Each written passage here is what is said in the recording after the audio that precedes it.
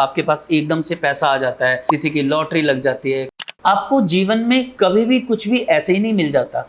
जीवन के हर क्षण हमें समझौता करना पड़ता है। आध्यात्मिक ज्ञान जो है वो हमारे व्यक्तित्व का विकास करता है। किसी ने पत्थर को रुद्राक्ष बना दिया और आप उसे पूजने लग गए कि ये तो भगवान ही है शायद।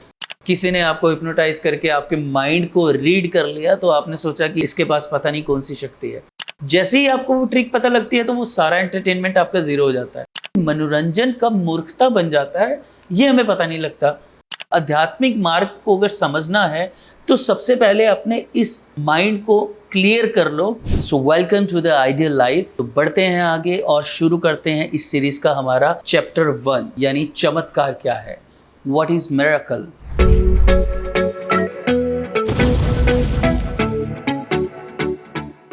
चमत्कार चमत्कार चमत्कार, ये चमत्कार जो है ना ये आपके स्पिरिचुअल पाथ पे आध्यात्मिक मार्ग की ना सबसे बड़ी हर्डल है। क्योंकि चमत्कारों पे जो विश्वास है ना इसका मतलब कि आपकी जो बुद्धि है अभी लॉजिकल नहीं है, अभी आपकी बुद्धि जो है तर्कयुक्त नहीं है। तो इसलिए मैं इस सीरीज की सबसे पहले चैप्टर में सबसे पहले एपिसोड में ये क्लियर कर देना चाहता हूँ कि चमत्कार नाम की कोई चीज़ नहीं होती।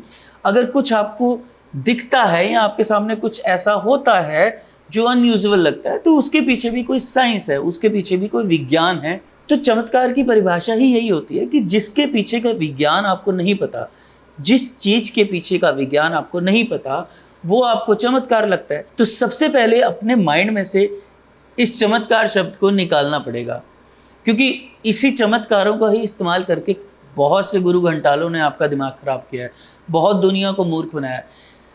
इसका एक और बेसिक रीज़न है कि जो ह्यूमन माइंड है ना उसको मैजिक्स देख के ना बड़ा एंटरटेनमेंट होता है, चमत्कारों से बहुत मनोरंजन होता है। अब आपको एक बेसिक सी बात बताता हूँ। जब आप छोटे होते होंगे तो छोटे बच्चों को दादी नानियाँ जो है ना गुड्डे गुडियों की कहानी सुनाते हैं, परियों की कहानी सुनाते हैं।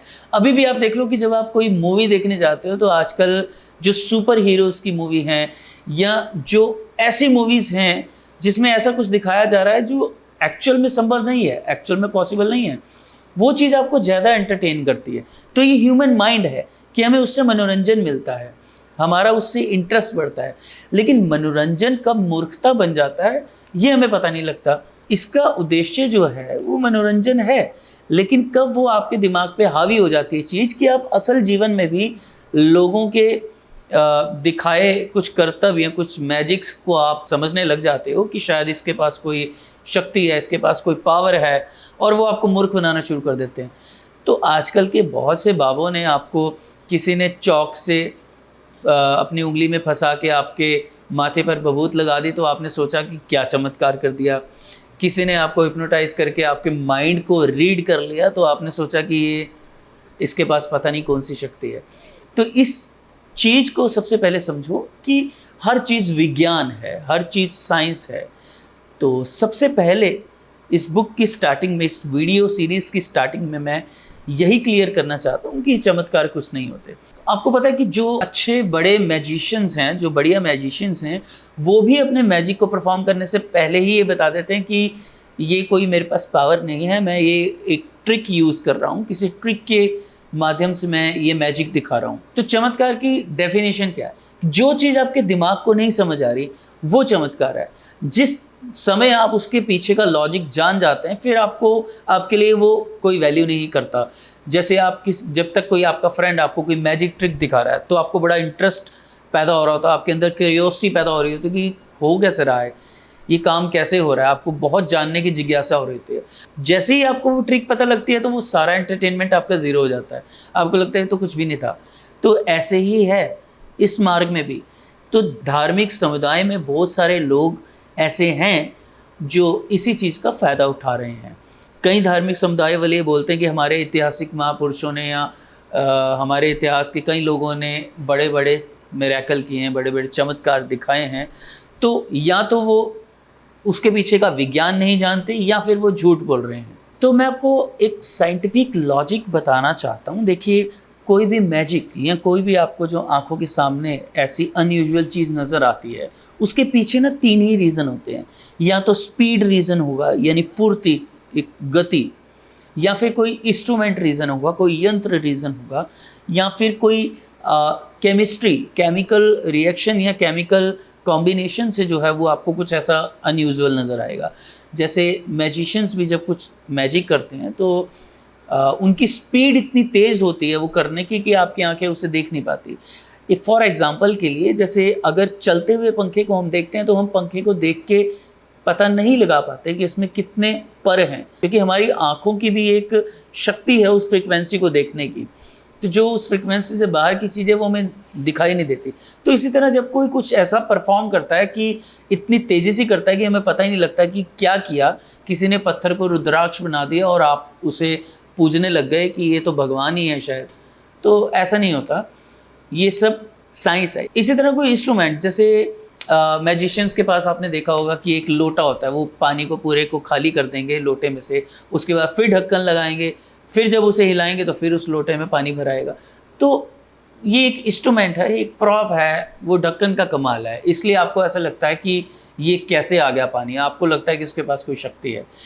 सेम अगर बात करें तो बहुत सारे केमिकल ऐसे हैं, आपने अगर 10th क्लास में, 9th क्लास में अगर आप कभी अपनी केमिस्ट्री लैब में गए हैं तो आपने वहाँ पर ज़रूर ऐसा कोई एक्सपेरिमेंट किया होगा जिसमें आपने देखा होगा कि एक पर्टिकुलर केमिकल का कलर ही चेंज हो गया, किसी एक रिएक्शन से वो पूरा केमिकल का कलर निकल ही गया, वो ट्रांसपेरेंट वाटर की तरह बन गया। तो ये केमिस्ट्री है। तो इसी तरह जैसे आपने देखा होगा कि कुछ तांत्रिक लोग या कुछ पाखंडी लोग ऐसा कुछ एक्शन परफॉर्म करते हैं कि लोटे में से आग निकाल देते हैं, तो ये भी एक साइंटिफिक केमिकल रिएक्शन है। जैसे पोटेशियम परमैंगनेट का ग्लिसरीन के साथ जैसे ही रिएक्शन होता है तो एकदम से आग की लपटें निकल के आती हैं। तो आपको लगता है कि शायद इस तांत्रिक के पास या इस बाबा के पास कोई शक्ति थी, उसने ऐसे फूका और वहाँ से आग निकल आई। तो ऐसा कुछ नहीं है। ये सब जो चमत्कार दिखाए जा रहे हैं आपको, ये सिर्फ आपको बेवकूफ़ बनाने के लिए दिखाए जा रहे हैं। तो सबसे पहले आध्यात्मिक मार्ग को अगर समझना है तो सबसे पहले अपने इस माइंड को क्लियर कर लो कि ऐसा कुछ भी नहीं होता, ये सब साइंस है, इसके पीछे कोई ना कोई वैज्ञानिक कारण होगा या फिर झूठ होगा। तो मैं उम्मीद करता हूँ कि आपको एटलीस्ट ये बात तो समझ में आ ही गई होगी कि चमत्कार नाम की कोई चीज़ नहीं होती। और अब बात करता हूँ आपके जीवन में होने वाले चमत्कारों की, क्योंकि जब एकदम से आपके जीवन में कुछ अच्छा घटित होता है, आपके पास एकदम से पैसा आ जाता है, किसी की लॉटरी लग जाती है, किसी की सडनली नौकरी लग जाती है, किसी को बहुत अच्छा लाइफ पार्टनर मिल जाता है, तो ये इसे भी आप मिरेकल ही समझते हैं ना। तो इसके पीछे भी एक विज्ञान है, इसके पीछे की क्लियर साइंस है आपके कर्म और आपके विचार। तो ये जो आपको चमत्कार अपने जीवन में नज़र आते हैं, इसका कारण आपके विचार और आपके कर्म हैं। आपको जीवन में कभी भी कुछ भी ऐसे ही नहीं मिल जाता, ज़रूर आपने कभी ना कभी उस चीज़ के लिए कोई ना कोई प्रयास किया होगा या किसी ना किसी आपके किए हुए कर्म का ही वो रिजल्ट होगा। क्योंकि ये जो भगवान का सिस्टम है ना, ये जो यूनिवर्स का सिस्टम है, ये ऐसी मैनेजमेंट है, इसमें कोई इनजस्टिस नहीं होता, किसी को ऐसे फ्री फंड में कुछ नहीं मिल जाता।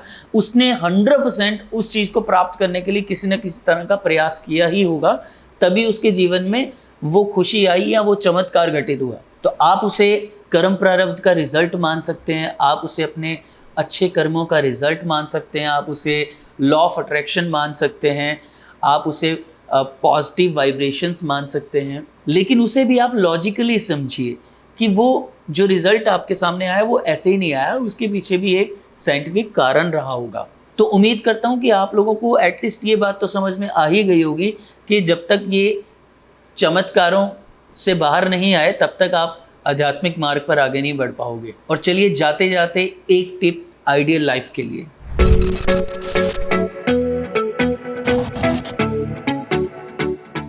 और वो है कॉम्प्रोमाइज यानी समझौता।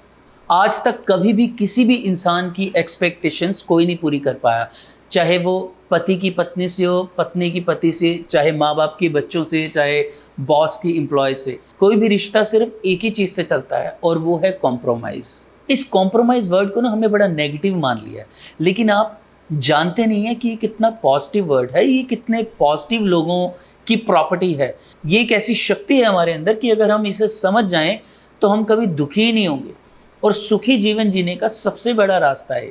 जिसके पास जितनी ज़्यादा कॉम्प्रोमाइज़ पावर है वो उतना ही ज़्यादा खुश रहता है, वो उतना ही ज़्यादा सेटिस्फाइड रहता है। और जिस इंसान के पास ये पावर नहीं है वो उतना ही ज़्यादा फ्रस्ट्रेट रहेगा, उतना ही ज़्यादा इरिटेट रहेगा, उतना ही ज़्यादा परेशान रहेगा। देखिए, वक्त और हालात के अनुसार मिली चुनौतियों का सामना जो है वो सिर्फ ज्ञान और समझौते के द्वारा ही किया जा सकता है। जीवन के हर क्षण हमें समझौता करना पड़ता है, हर एस्पेक्ट में समझौता करना पड़ता है, हर एस्पेक्ट में कॉम्प्रोमाइज़ करना पड़ता है। अब बात करें चाहे खाने पीने से लेकर, चाहे आर्थिक स्थिति से लेकर, चाहे रिश्तों की, चाहे किसी भी चीज़ की, हर जगह पर कॉम्प्रोमाइज़ की पावर ही काम आती है। अब आप देखिए कि हमारे जीवन के सबसे महत्वपूर्ण भाग जो हैं वो हमारे रिश्ते हैं, क्योंकि रिश्तों में, रिलेशंस में हार्मनीज नहीं होती तो अक्सर इंसान दुखी रहता है।